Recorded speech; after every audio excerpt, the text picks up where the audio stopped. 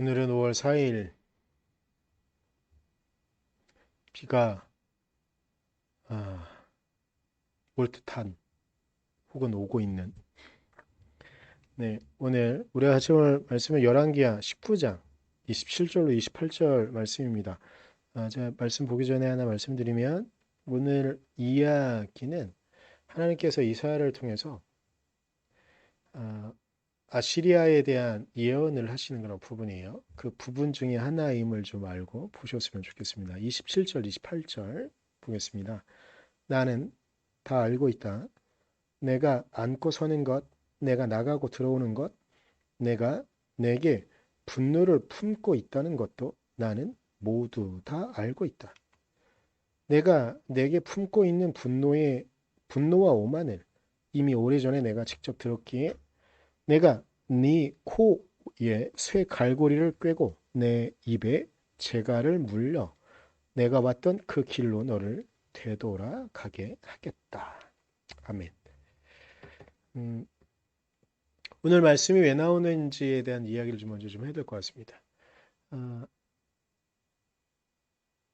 북이스라엘을 멸망시킨 아시리아가요, 얼마 지나지 않아서 이제 그 남유다까지도 점령을 하려고 포위를 하고 있는 거예요. 포위를 하고 있는 상황인데 위협을 계속 느낍니다. 이러다 정말 무너질 수밖에 없구나. 이러다 우리 쓰러진다. 히스기야 왕 때 이렇게 쳐들어오게 되거든요. 그래서 히스기야는 위기를 느끼고요, 하나님의 사람이었던 이사야에게 가서 하나님께서는 무엇라고 말씀하시는지 알아보도록 신하들을 보냅니다. 그러자 이사야는 하나님의 말씀을 이제 전하기 시작을 하는 거예요.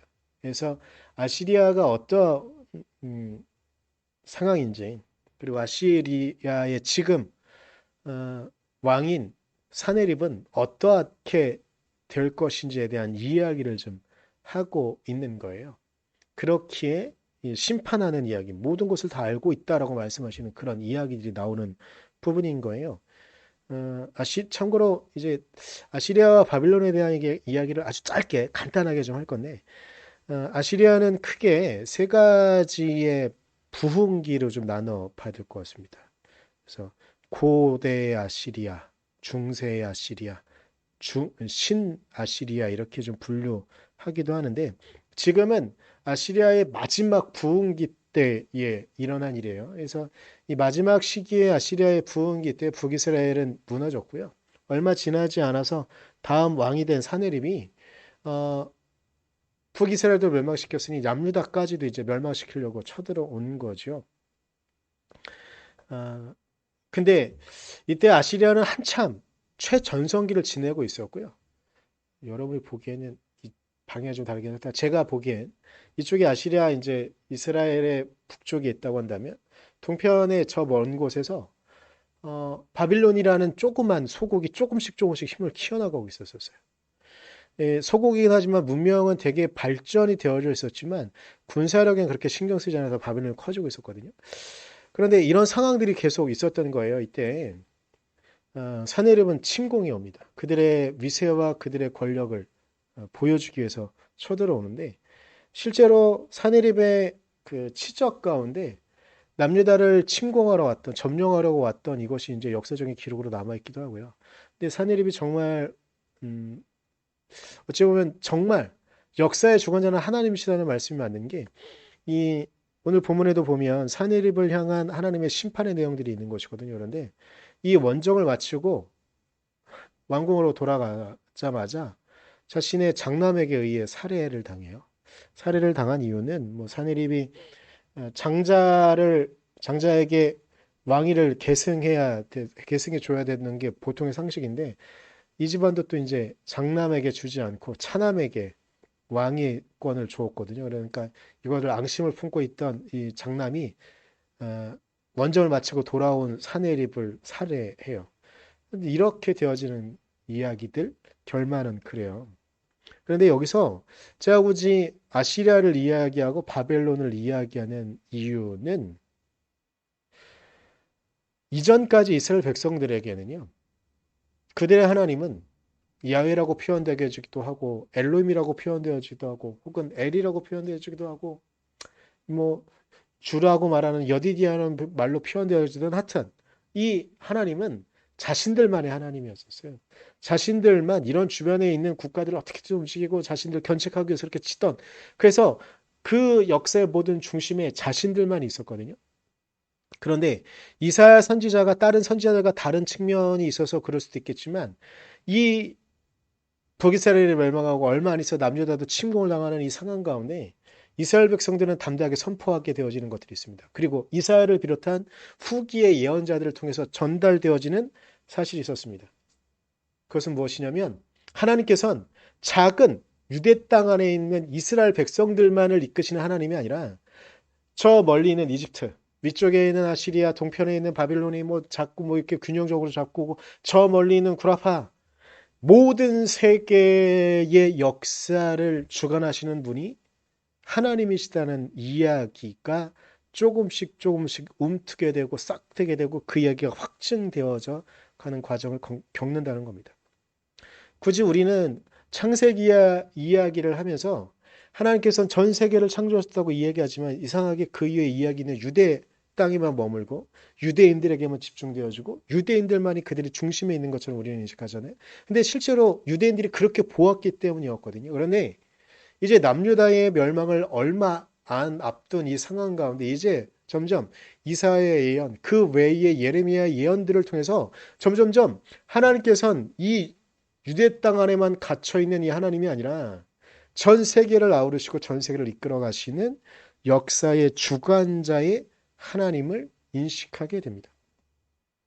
이스라엘 백성들이 얼마나 편협하고 얼마나 작은 시선을 갖고 있었냐면 그들이 고작 한다는 건요. 외국의 군대가 자신들을 치러 올 때면 견고한 산성이었대요. 저도 못 가봐서 예루살렘 이야기할 때마다 툭하면 이래서 좀 죄송하긴 하지만 하여튼 산지로 되어져 있는 이 지형의 꼭대기에 지형 자체가 그런 지형의 성을 지었고 성도 워낙에 솔로몬 이후로 잘 짓고 만약에 문제가 되어지면 다시 증축하고 고치고 개수하고 뭐 이런 과정들을 거쳤기 때문에 끊임없이 이 성을 중심으로 그들은 그들의 위기를 넘겼거든요. 근데 대부분 이랬었어요.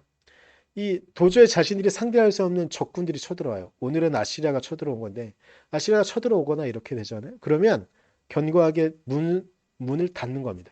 성문을 닫아요. 그럼 묘한 일이 일어나요. 하나님께서 역사를 주관하셔가지고요. 이 역사를 주관한다는 것 주변의 국가들이 반응하고 움직이고 이렇게 되는 거예요. 아시리아도 자신들의 위세를 보여주기 위해서 이렇게 공격하러 왔지만 그다지 여기에서 시간을 끌 필요가 없기 때문에 얼마 안 있어서 물러가게 되거든요. 그러면 이것도 또한 이스라엘 백성들이 고적한다는 건 하나님께서 우리를 사랑하셔서 또 지켜주셔서 이게 다거든요. 그런데 이러한 자신들이 막혀있는 시선이 무너지는 일이 일어납니다. 열왕기하 25장에 나와 있는 이야기인데요. 시드기야 왕 때 일어난 일이에요.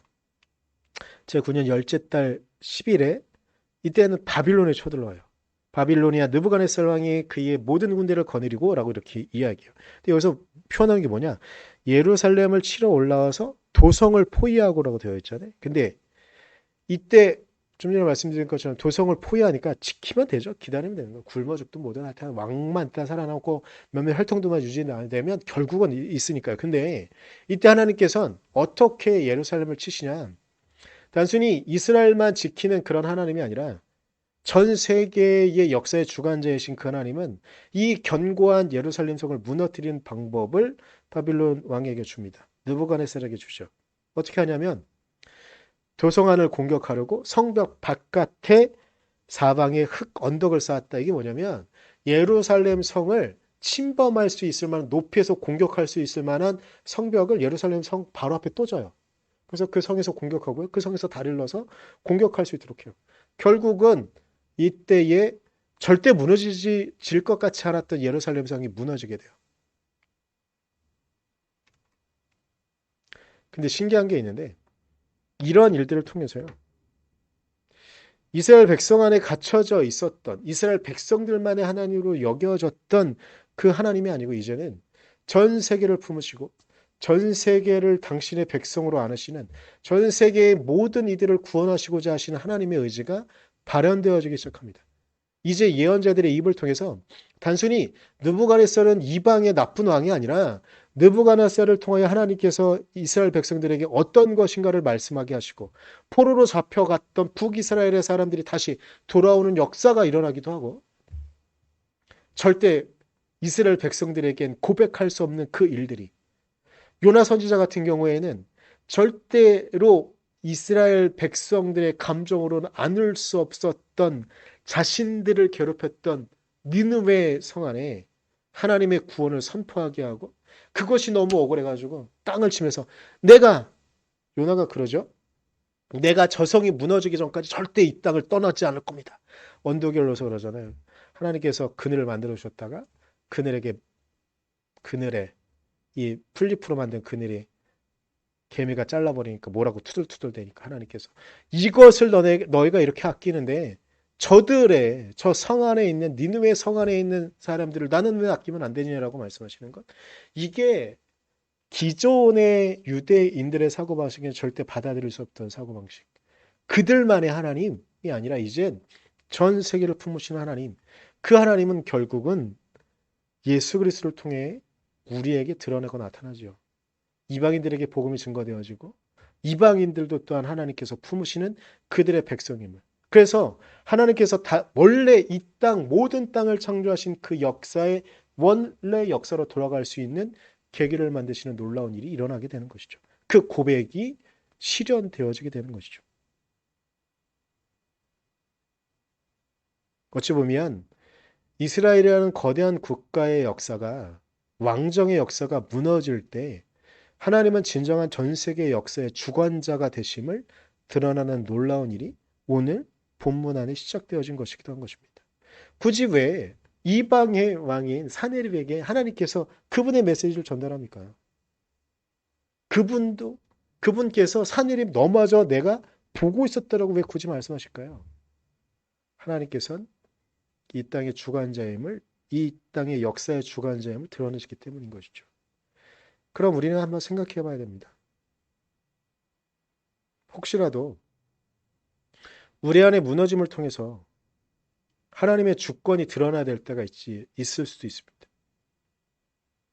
그럼 우리 안에 무너져야 되는 것은 무엇일까요?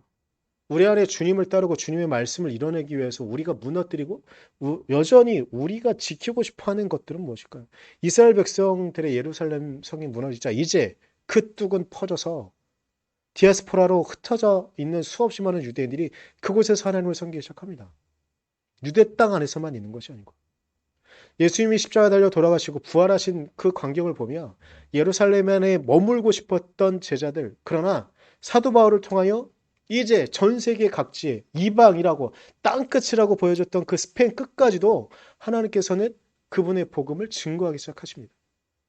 그들의 시야에도 있지 않았던 이 먼 곳 한국 땅에 교회가 세워졌고 이 땅에 순교자들이 생겨나고 이 땅에 하나님을 섬기는 이들이 생겨나는 시간들이 있었습니다. 뚝이 무너지고 누군가 희생하고 누군가 포기해야 됐고 예루살렘 성이 무너졌을 때 이러한 일들은 시작되어졌습니다. 우리 안에 무너져야 되고 우리가 버려야 되고 우리가 넘어뜨려야 되는 것들은 무엇이 있을까요? 우리 자신도 거기 안에 있겠지만 구체적으로 우리 자신 안에 어떤 것들이 하나님의 역사를 방해하고 있는지 하나님의 주권을 방해하고 있는지 우리는 한번 돌아봐야 되는 시기가 온 것은 아닌가. 이스라엘의 역사는 조금씩 무너져가고 앞날을 확인할 수 없는 길로 넘어가게 됩니다. 우리는 어떻습니까? 우리는 온전히 하나님의 말씀을 쫓아가는 존재로 있습니까? 그러길 간절히 소망하지만 혹시 그러고 있지 못하다고 한다면 우리 안에 여전히 무너져야 되고 우리 안에 여전히 넘어뜨려야 되는 그 무엇이 있어서 그리스도의 복음이 하나님의 말씀이 우리 안에 살아나지 못한다고 한다면 우리는 또한 무너져야 되고 우리는 또한 넘어져서 온전히 하나님의 은혜가 우리의 삶에 드러날 수 있도록 이끌어 하나님께 우리의 삶을 맡겨야 되지 않을까. 그래서 우리가 무너짐으로 예루살렘이 무너진 것처럼 우리가 무너짐으로 역사의 주관자이신 하나님이 드러나는 것처럼 우리가 무너짐으로 아버지의 주권이 우리 안에 일어날 수 있기를 우리의 주권을 포기하고 하나님께 우리를 내어놓으며 하나님께서 우리를 이끄시는 대로 나아가며 움직일 수 있기를 간절히 소망해 봅니다. 기도하겠습니다. 주님, 우리가 주님 은혜 안에 주님 말씀 안에 있기를 간절히 소망하니 하나님 은혜로 우리를 지키시고 하나님 말씀으로 우리를 지키셔서 우리가 아버지의 말씀 아닌 그 무엇이든 그 어떤 것이든 다 무너뜨리게 하시고 내려놓게 하시고 온전히 하나님의 주권만을 역사의 주관자이신 우리의 주관자이신 주님만을 남겨놓으며 아버지의 말씀을 따라 나아갈 수 있는 우리가 되어주도록 우리를 지키시고 이끌어 주시옵소서. 하나님께서 그렇게 우리를 이끄실 것을 믿으며 감사드리며 예수님의 이름으로 기도드렸습니다. 아멘.